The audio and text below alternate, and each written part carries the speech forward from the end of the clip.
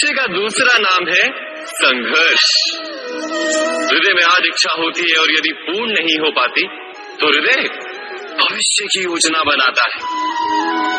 भविष्य में इच्छा पूर्ण होगी ऐसी कल्पना करता रहता है, किंतु जीवन ना तो भविष्य में है ना अतीत में।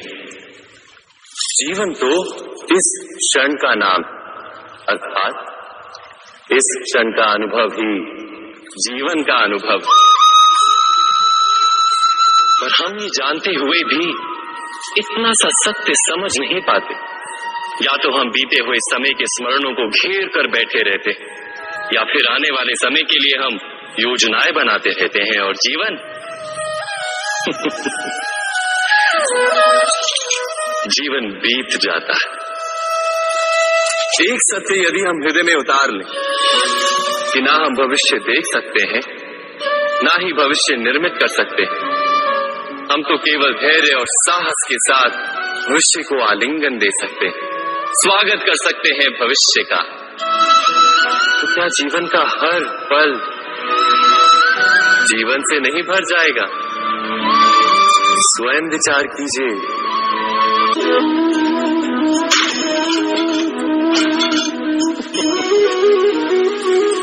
कभी कभी कोई घटना मनुष्य के जीवन की सारी योजनाओं को तोड़ देती और मनुष्य उस आघात को अपने जीवन का केंद्र मान लेता।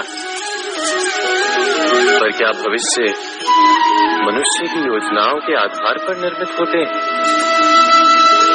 नहीं। जिस प्रकार किसी ऊंचे पर्वत पर सर्वप्रथम चढ़ने वाला उस पर्वत की तलाई में बैठकर जो योजना बनाता है, क्या वही योजना उसे उस पर्वत की चोटी तक पहुंचाती? नहीं। वास्तव में वो जैसे जैसे ऊपर चढ़ता है वैसे वैसे उसे नई नई चुनौतियां, नई नई विडंबनाएं, नए नए अवरोध मिलते। प्रत्येक पद पर वो अपने अगले पद का निर्णय करता। प्रत्येक पद पर उसे अपनी योजनाओं को बदलना पड़ता। कहीं पुरानी योजना उसे खाई में ना ढकेल दे।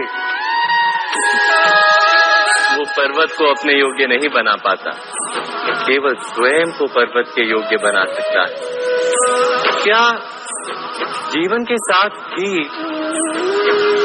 ऐसा ही नहीं? जब मनुष्य जीवन में किसी एक चुनौती को, एक अवरोध को अपने जीवन का केंद्र मान लेता है, अपने जीवन की गति को ही रोक देता है, तो वो अपने जीवन में सफल नहीं बन पाता और ना ही सुख और शांति प्राप्त कर पाता। अर्थात जीवन को अपने योग्य बनाने के बदले स्वयं अपने को जीवन के योग्य बनाना ही सफलता और सुख का एकमात्र मार्ग नहीं। स्वयं विचार कीजिए।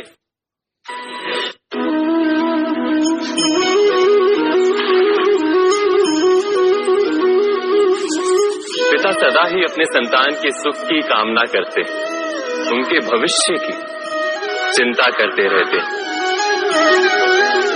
इसी कारणवश सदा ही अपने संतानों के भविष्य का मार्ग स्वयं निश्चित करने का प्रयत्न करते रहते। जिस मार्ग पर पिता स्वयं चला है, जिस मार्ग के कंकर पत्थर को स्वयं देखा है, मार्ग की छाया, मार्ग की धूप को स्वयं जाना है, उसी मार्ग पर उसका पुत्र भी चले। यही इच्छा रहती है हर पिता की। निसंदेह उत्तम भावना है ये, किंतु 3 प्रश्नों के ऊपर विचार करना हम भूल ही जाते हैं। कौन से प्रश्न? प्रथम प्रश्न, क्या समय के साथ प्रत्येक मार्ग बदल नहीं जाते? क्या समय सदा ही नई चुनौतियों को लेकर नहीं आता? तो फिर बीते हुए समय के अनुभव नई पीढ़ी को किस प्रकार लाभ दे सकते हैं? दूसरा प्रश्न, क्या प्रत्येक संतान अपने माता पिता की छवि होता है? हाँ, संतानों को संस्कार तो अवश्य माता पिता देते हैं, किंतु भीतर की क्षमता तो ईश्वर देते हैं। तो जिस मार्ग पर पिता को सफलता मिली है, विश्वास है कि उसी मार्ग पर उसकी संतानों को भी सफलता और सुख प्राप्त होगा। तीसरा प्रश्न, क्या जीवन के संघर्ष और चुनौतियां लाभकारी नहीं होती? क्या प्रत्येक नया प्रश्न एक नए उत्तर का द्वार नहीं खोलता? तो फिर संतानों को नए नए प्रश्नों, संघर्षों और चुनौतियों से दूर रखना, ये उनके लिए लाभ करना कहलाएगा या हानि पहुंचाना? अर्थात जिस प्रकार संतान के भविष्य का निर्माण करने के बदले उसके चरित्र का निर्माण करना श्रेष्ठ है, वैसे ही संतानों के जीवन का मार्ग निश्चित करने के बदले उन्हें नए संघर्षों के साथ जूझने के लिए मनोबल व ज्ञान देना अधिक लाभदायक नहीं होगा? स्वयं विचार कीजिए।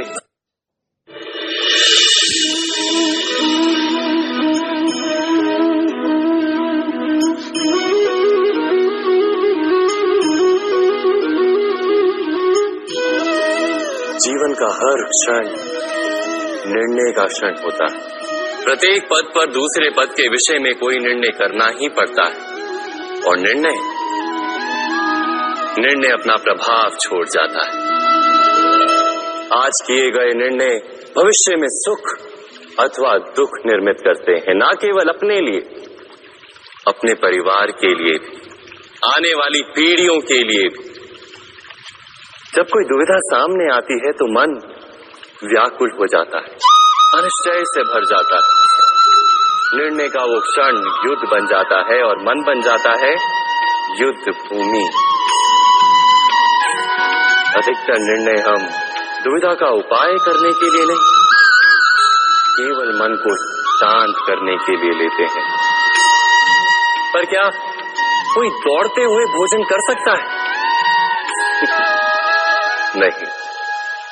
तो क्या युद्ध से जूझता हुआ मन कोई योग्य निर्णय ले पाएगा? वास्तव में शांत मन से जब कोई निर्णय करता है तो अपने लिए सुखद भविष्य बनाता है, किंतु अपने मन को शांत करने के लिए जब कोई निर्णय करता है तो वो व्यक्ति भविष्य में अपने लिए कांटों भरा वृक्ष लगाता है। स्वयं विचार कीजिएगा।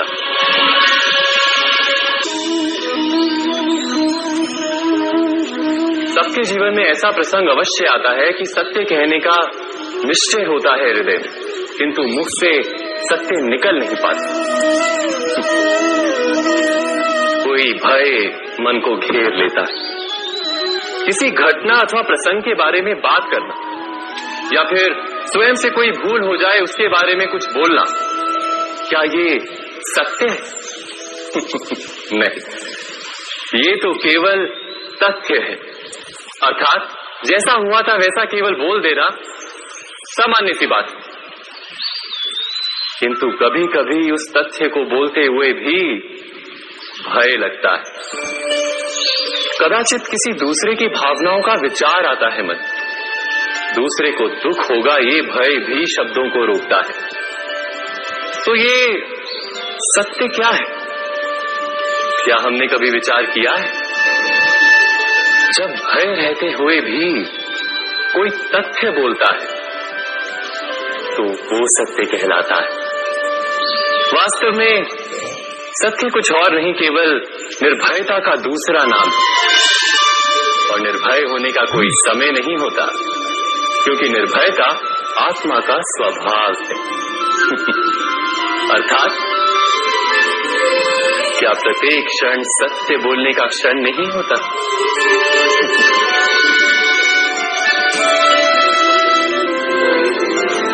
स्वयं विचार कीजिए। जीवन में आने वाले संघर्षों के लिए जब मनुष्य स्वयं को योग्य नहीं मानता, जब उसे अपने ही बल पर विश्वास नहीं रहता, तब वो सद्गुणों को त्याग कर दुर्गुणों को अपनाता है। वस्तुतः मनुष्य के जीवन में दुर्जनता जन्म ही तब लेती है जब उसके अंतर में आत्मविश्वास नहीं होता। आत्मविश्वास ही अच्छाई को धारण करता है। ये आत्मविश्वास है क्या?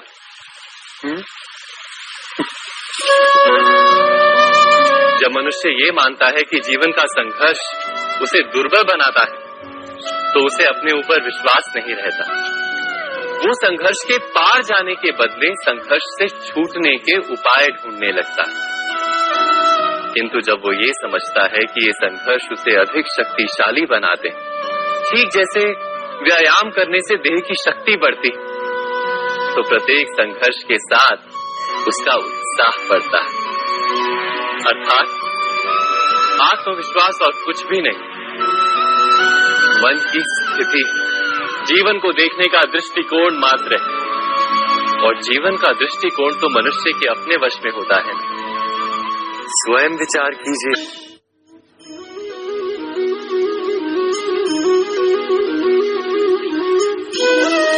ज्ञान प्राप्ति सदा ही समर्पण से होती है, ये हम सब जानते हैं। किंतु समर्पण का वास्तविक महत्व क्या है? क्या हमने कभी विचार किया? मनुष्य का मन सदा ही ज्ञान प्राप्ति में विभिन्न बाधाओं को उत्पन्न करता है। कभी किसी अन्य विद्यार्थी से ईर्ष्या हो जाती है, कभी पढ़ाए हुए पाठों पर संदेह जमता है, और कभी गुरु द्वारा दिया गया दंड मन को अहंकार से भर देता है। नहीं, क्या ऐसा नहीं होता? न जाने कैसे कैसे विचार मन को भटकाते हैं, और मन की इसी अयोग्य स्थिति के कारण हम ज्ञान प्राप्त नहीं कर पाते। मन की योग्य स्थिति केवल समर्पण से निर्मित होती है। समर्पण मनुष्य के अहंकार का नाश करता है। ईर्ष्या, महत्वाकांक्षा आदि भावनाओं को दूर कर हृदय को शांत करता है और मन को एकाग्र करता है। वास्तव में ईश्वर की सृष्टि में ना ज्ञान की मर्यादा है, ना ज्ञानियों की। गुरु दत्तात्रेय ने तो गाय और श्वान से भी ज्ञान प्राप्त कर लिया था। अर्थात विषय ब्रह्म ज्ञान का हो, या जीवन के ज्ञान का, या गुरुकुल में प्राप्त होने वाले ज्ञान का, उसकी प्राप्ति के लिए गुरु से अधिक महत्व है उस गुरु के प्रति हमारा समर्पण। क्या ये सत्य नहीं? स्वयं विचार कीजिए।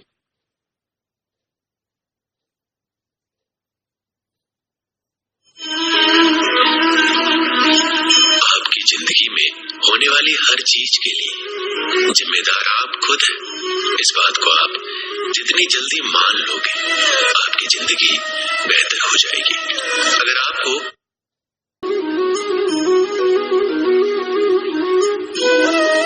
ज्ञान प्राप्ति सदा ही समर्पण से होती है, ये हम सब जानते हैं। किंतु समर्पण का वास्तविक महत्व क्या है? क्या हमने कभी विचार किया? मनुष्य का मन सदा ही ज्ञान प्राप्ति में विभिन्न बाधाओं को उत्पन्न करता है। कभी किसी अन्य विद्यार्थी से ईर्ष्या हो जाती है, कभी पढ़ाए हुए पाठों पर संदेह जमता है, और कभी गुरु द्वारा दिया गया दंड मन को अहंकार से भर देता है। नहीं, क्या ऐसा नहीं होता? न जाने कैसे कैसे विचार मन को भटकाते हैं, और मन की इसी अयोग्य स्थिति के कारण हम ज्ञान प्राप्त नहीं कर पाते। मन की योग्य स्थिति केवल समर्पण से निर्मित होती है। समर्पण मनुष्य के अहंकार का नाश करता है। ईर्ष्या, महत्वाकांक्षा आदि भावनाओं को दूर कर हृदय को शांत करता है और मन को एकाग्र करता है। वास्तव में ईश्वर की सृष्टि में ना ज्ञान की मर्यादा है, ना ज्ञानियों की। गुरु दत्तात्रेय ने तो गाय और श्वान से भी ज्ञान प्राप्त कर लिया था। अर्थात विषय ब्रह्म ज्ञान का हो, या जीवन के ज्ञान का, या गुरुकुल में प्राप्त होने वाले ज्ञान का, उसकी प्राप्ति के लिए गुरु से अधिक महत्व है उस गुरु के प्रति हमारा समर्पण। क्या ये सत्य नहीं? स्वयं विचार कीजिए।